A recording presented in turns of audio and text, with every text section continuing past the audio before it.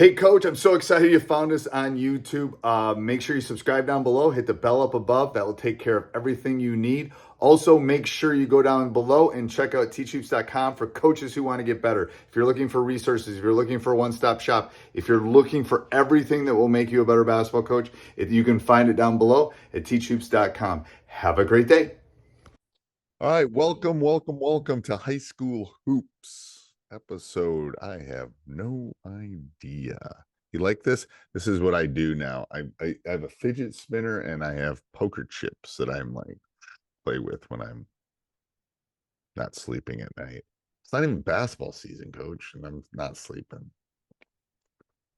I don't know. Just a busybody guy, man. I'm old. I'm trying to keep busy. Yes, so I don't have time to think about being old. You know what we didn't do last week? We didn't talk about our sponsors. That's how are you gonna?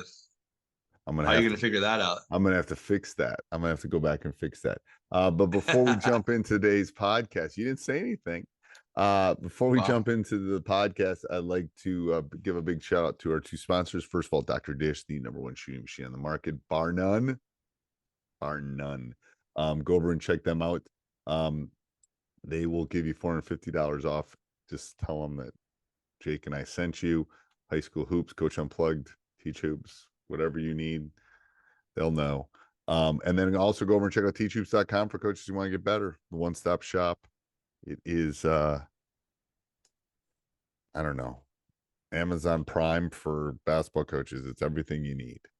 It's like if Menards doesn't have it, you don't need it. You used to say Netflix.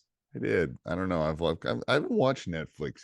I'm watching Foundation now on Apple What Plus. is that? It's a sci-fi thing. Anyway, it's pretty good. I'd give it a B at this point. But go over and check those sponsors out. I don't have time for a B show. So go check out the sponsors. Teachhoops.com. I got 2 kids in college. You want to help us out? Come join for a couple months. But I feel bad now that I didn't do it for last week. So I'm going to have to, I don't know what I'm going to have to do. I'm going to have to do something. I appreciate our sponsors. So I'm going to have to do something. All right. Process for installing the offense. So, getting ready for the season, gears are turning. I think we talked about it last episode when you put up a good point. As much as you want to get fundamentals in, you have to get certain things installed. So sometimes those things take a back burner based on what you talked about. And then, I think making sure, I guess what I wanted to bounce off ideas with you is how do you install? And then how do I install? Kind of talk about, back to, the whole concept. Do you kind of go by a checklist? Are there certain things that that you want to do, or you want to be able to get in within your offense? So yeah, and you and I know you and I have talked about this before, but I like to do it a couple, because you and I both are teachers, so we know that there's different learners and different learning styles. Right. So I like to walk through it. I'm hopefully have done that in the summer. Like I know our offense this upcoming year, we worked on it this summer in some of our contact days. So that it gives us, 3 or 4 months to tweak and figure out things that we like, things that we don't like, blah, blah, blah. And if it works with the kind of our players and stuff. But there's several things. I like to show them video. I like them have them write it out. I like to show it in small games. So my install is, over probably a week. But then I do like to break it down into small pieces. Like if you're doing maybe a ball screen or a dribble handoff or something, we will small side that. We'll do 2-on-2, 3-on-3 so they can work on the skill of it.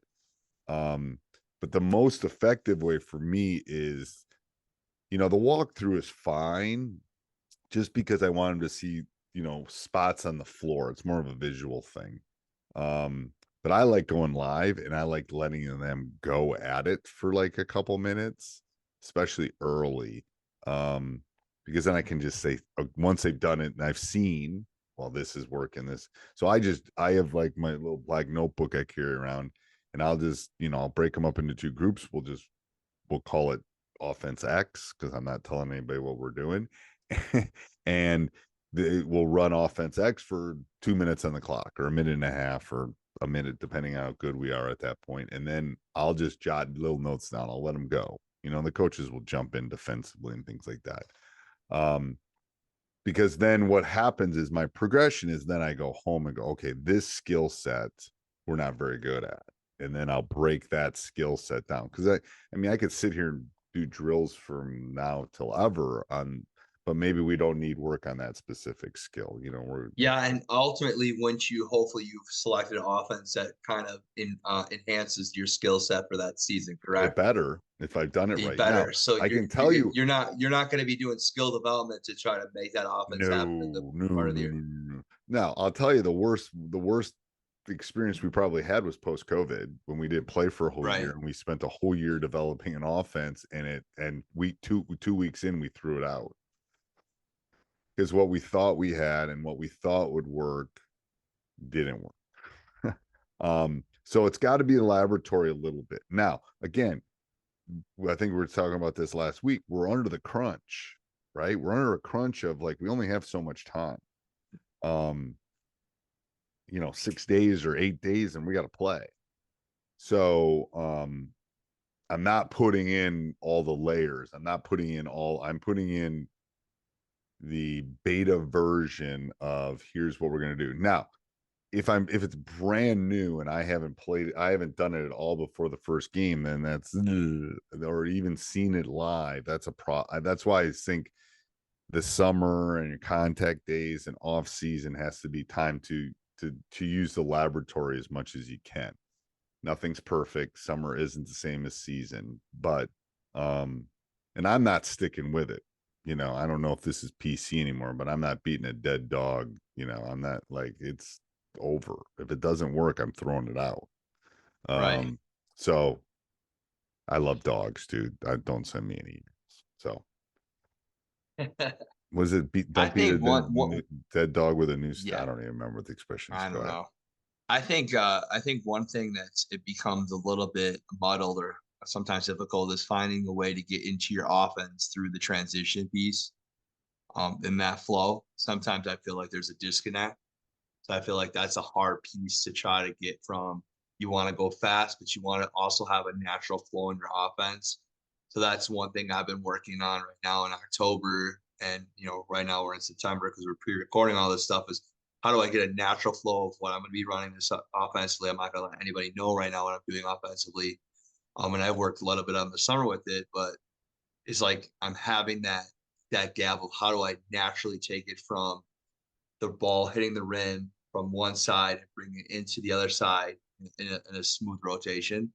I think that becomes you got to rep the crud out. I'm telling you, you've seen some of my teams. When we were good at that, it would be 20% of our practice would be just that. Get the ball, go. Right. Get the ball, go. Get the ball, go. Get the ball, go. Get the ball, go. I mean, it's all we were just repping. It was just second nature. So it's what you and I have said this multiple times. What you emphasize, they're going to do.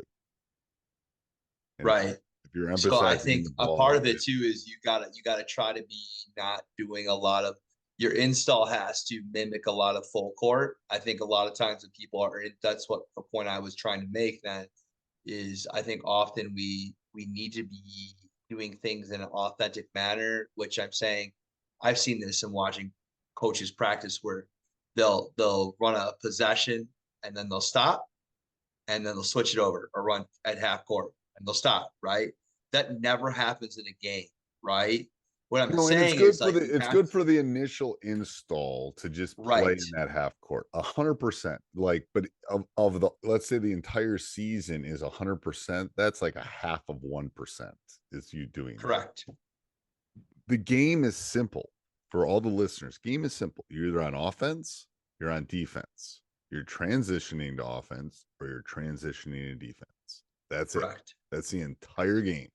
There's 4 things that are happening. Most people spend their time on offense and defense, and they don't spend the time on the transition to offense and the transition to defense. And that's where you can, on people, you can take that step on people. because they just don't spend the time doing that. Because So that's the point of what we're talking about in this podcast is when we're installing things, you look at those pieces. So for number of piece where I think as young coaches make maybe make a flaw when installing something is that they don't take that piece from transitioning from from defense to offense. right. Like Yeah. that is a huge transition piece. We don't, once I've installed, we don't do anything less than a one trip. And a one trip Yeah. is offense to defense. That's it. And then we flip it. So then defense becomes offense, and then we go one trip. So the least we'll do is one trips, which means once you're running our offense X, which I guess I named it, and then you shoot and miss or whatever, the defense is gonna go. So that's a one trip. We just go one trip down. That's the minimum we do the entire season. Right. One trips. Now we expand that. We'll go up and down for 30 seconds, or we'll do two trips, or we'll do four trips.